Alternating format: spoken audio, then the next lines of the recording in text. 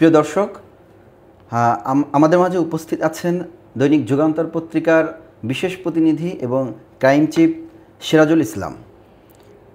আজকে আমরা অত্যন্ত গুরুত্বপূর্ণ একটি বিষয় নিয়ে আলোচনা করব। আপনারা ইতিমধ্যে জানতে পেরেছেন যে আগামী ফেব্রুয়ারি মাসে জাতীয় নির্বাচন অনুষ্ঠিত হওয়ার সম্ভাব্য সময় ঘোষণা করেছে অন্তর্বর্তীকালীন সরকার।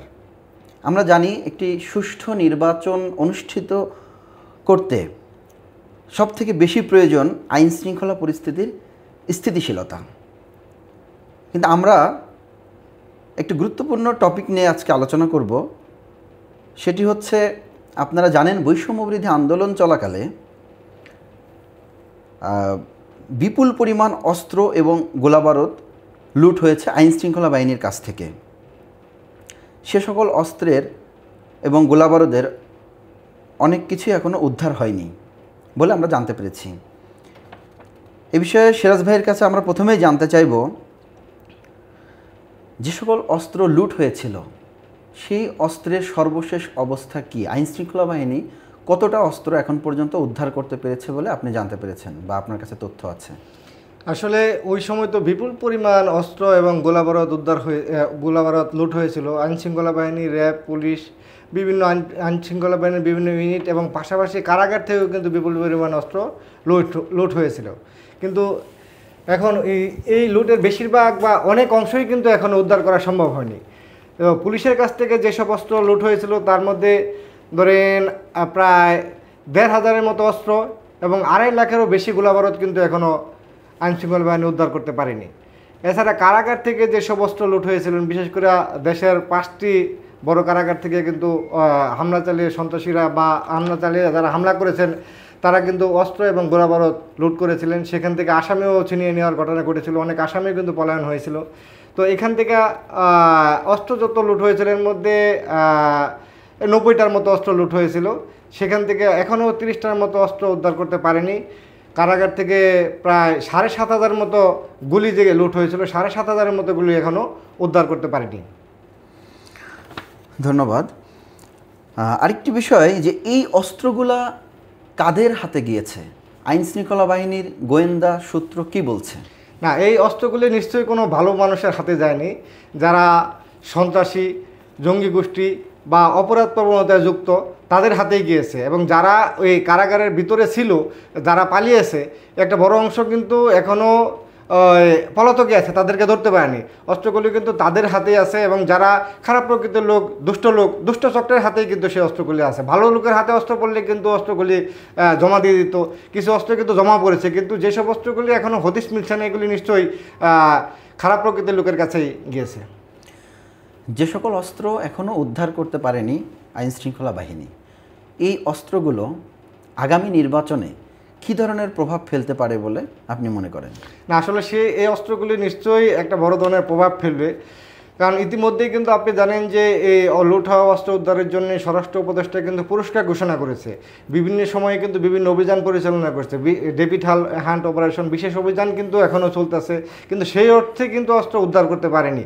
এবং একটু আগে যেটা বললাম যে অস্ত্রগুলি নিশ্চয়ই দুষ্ট চক্রের হাতে আছে, তারা অস্ত্রগুলি জমা দেননি, তাদের নিশ্চয়ই একটা লক্ষ্য এবং উদ্দেশ্য আছে। এই দেখেন আইনশৃঙ্খলা পরিস্থিতি কিন্তু স্বাভাবিক আসলে ওই অর্থে হচ্ছে না। মাঝে মধ্যেই আমরা আইনশৃঙ্খলা পরিস্থিতির খুব অবনতি দেখতে পাই। তো এই যে সামনে যখন নির্বাচনে কিন্তু সবসময় একটা অস্ত্রের কিন্তু অবৈধ প্রয়োগ, সবসময় পেশি শক্তির প্রয়োগ, যারা নির্বাচনে প্রার্থী হয় তাদের পক্ষে কিন্তু সন্ত্রাসীরা কিন্তু অনেক সময় কার্যক্রম চালায়। তো এই যে অস্ত্রগুলি লুট হয়েছে, যেগুলি এখনও জমা পড়েনি, সেগুলি কিন্তু বৈধ অস্ত্র না, এগুলি ইতিমধ্যে অবৈধ অস্ত্র হিসাবে সরকার ঘোষণা করেছে। এবং পাশাপাশি আপনি জানেন যে গত 15.5 বছরে কিন্তু বিপুল সংখ্যক অস্ত্রের লাইসেন্স দেওয়া হয়েছিল। বর্তমান ডক্টর ইউনূসের নেতৃত্বাধীন সরকার দায়িত্ব গ্রহণের পর কিন্তু সেই অস্ত্রগুলি জমা দেওয়ার জন্যে, বৈধ অস্ত্রগুলি জমা দেওয়ার জন্য একটা ডেডলাইন দিয়েছিলেন। ওই ডেডলাইনের মধ্যে কিন্তু সেই অস্ত্রগুলি জমা দেয়নি, যে কারণে ওই অস্ত্রগুলিও কিন্তু অবৈধ হয়ে গেছে। তো আগামী নির্বাচনে নিশ্চয়ই এই অবৈধ অস্ত্রগুলি যারা নির্বাচনে প্রার্থী হবে তারা সবাই কিন্তু জয়লাভ করার জন্য মরিয়া হয়ে উঠবে। এবং যখন দেখবে যে স্বাভাবিক প্রক্রিয়ায় তার জয়লাভ সম্ভব না, তখন কিন্তু তারা কেন্দ্র দখল সহ বিভিন্ন ধরনের পেশি শক্তি ব্যবহার করবে। আর পেশি শক্তি ব্যবহারের ক্ষেত্রে নিশ্চয়ই অস্ত্র, বিশেষ করে আগ্নেয়াস্ত্র তো ডেফিনেটলি একটা ভীতিকর অবস্থা তৈরি করে, এবং ভীতিকর অবস্থার মধ্যে দিয়েই কিন্তু অনেকেই তাদের গোলা বানিয়ে মাছ শিকারের চেষ্টা করবে বলে আমি মনে করি। আরেকটি বিষয় আমরা সবাই লক্ষ্য করেছি যে বৈষম্যবিরোধী আন্দোলনের পর থেকে এখন পর্যন্ত বর্তমান অন্তর্বর্তীকালীন সরকারের সবথেকে বড় চ্যালেঞ্জ হয়ে দাঁড়িয়েছিল বারবারই আইন শৃঙ্খলা পরিস্থিতি স্বাভাবিক রাখা। আমরা সকলেই জানি বাংলাদেশের কারাগারগুলা থেকে, সেই আন্দোলন পরবর্তী সময়ে কারাগারগুলা থেকে অনেক কারাবন্দী পালিয়ে গিয়েছেন, যাদের মধ্যে অনেকেই ছিলেন দুর্ধর্ষ সন্ত্রাসী, যারা এই আইন শৃঙ্খলা পরিস্থিতি অবনতির জন্য অনেকাংশেই দায়ী বলে মনে করছেন সংশ্লিষ্টরা। যারা পালিয়েছিলেন কারাগার থেকে তাদের বিষয়ে আইন শৃঙ্খলা বাহিনীর কাছে কি তথ্য আছে? কতজনকেই বা এখন পর্যন্ত গ্রেপ্তার করা সম্ভব হয়েছে? আপনি জানেন যে সারা দেশে প্রায় 68টির মতো কারাগার আছে। এই সবগুলো কারাগারে কিন্তু হামলা হয়নি, বা সবগুলো কারাগার থেকে কিন্তু আসামি পালিয়ে যায়নি। বিশেষ করে 5টি কারাগার থেকে আসামি পালিয়েছেন। এর মধ্যে আপনি ঢাকা কেন্দ্রীয় কারাগার, নরসিংদী, তারপর জামালপুর, তারপর সাতক্ষীরা, এই কয়েকটা কারাগার কিন্তু খুব ব্যাপক আলোচিত ছিল। সেসব কারাগার থেকে আসামি পালিয়ে গেছে। তো মজার বিষয় হলো আপনার এই যেসব কারাগার থেকে আসামি পালিয়ে গেছেন, এর মধ্যে সাতক্ষীরা কারাগারের কিন্তু 86% আসামি কিন্তু আবার স্বেচ্ছায় ফেরত আসছে। তো আমরা যেটা জানতে পেরেছি, বেশিরভাগ আসামি কিন্তু স্বেচ্ছায় ফেরত এসেছে। কিন্তু এখনও পর্যন্ত 724 জন, গতকালকে পর্যন্ত প্রাপ্ত তথ্য অনুযায়ী 724 জন কিন্তু ফেরত আসেনি। আর এই 724 জন যারা ফেরত আসেনি তারা কোনো স্বাভাবিক মামলার আসামি না, তারা ডেফিনেটলি আপনি যেটা বলেন দুর্দর্শ মামলার আসামি। দুর্দর্শ যেগুলি সেন্সিটিভ মামলা, চাঞ্চল্যকর মামলা। আপনি জানেন যে বুয়েট ছাত্র আবরার হত্যা মামলার আসামি এখান থেকে পালিয়ে গেছেন, যারা বিভিন্ন সময় জঙ্গি হিসাবে, আপনি জানেন যে গত 15 বছর আওয়ামী লীগ সরকারের আমলে কিন্তু অনেক জঙ্গি সন্ত্রাসীকে কারাগারের ভিতরে আটকে রাখা হয়েছিল, এবং অনেকে যাবজ্জীবন বা অনেকে কারো মৃত্যুদণ্ডপ্রাপ্ত আসামি ছিল। তারাও কিন্তু জামিনে না, তারা ওই যখন কারাগারগুলিতে হামলার ঘটনা ঘটে তখন কিন্তু এই সুযোগে তারা অস্ত্রসহ বেরিয়ে গেছে। তারা কিন্তু এখানে ওই স্বেচ্ছায় ফেরত আসেনি। এর মধ্যে আপনি দেখবেন চিহ্নিত সন্ত্রাসী যারা আছে, হ্যাঁ, অনেক কোনো টপ টেররও কিন্তু ওই সময় সুযোগ বুঝে তারা অস্ত্র নিয়ে পালিয়েছে।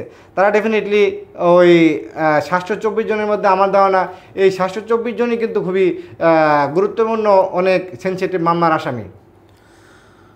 হ্যাঁ, এই যে 724 জন এখনও পলাতক আছে, এই পলাতক সন্ত্রাসীরা কি ধরনের অপরাধে জড়াচ্ছে, তাদের মুভমেন্ট কি, এসব বিষয়ে আইন শৃঙ্খলা বাহিনী বা গোয়েন্দা সংস্থার কাছে কোনো তথ্য আছে কিনা?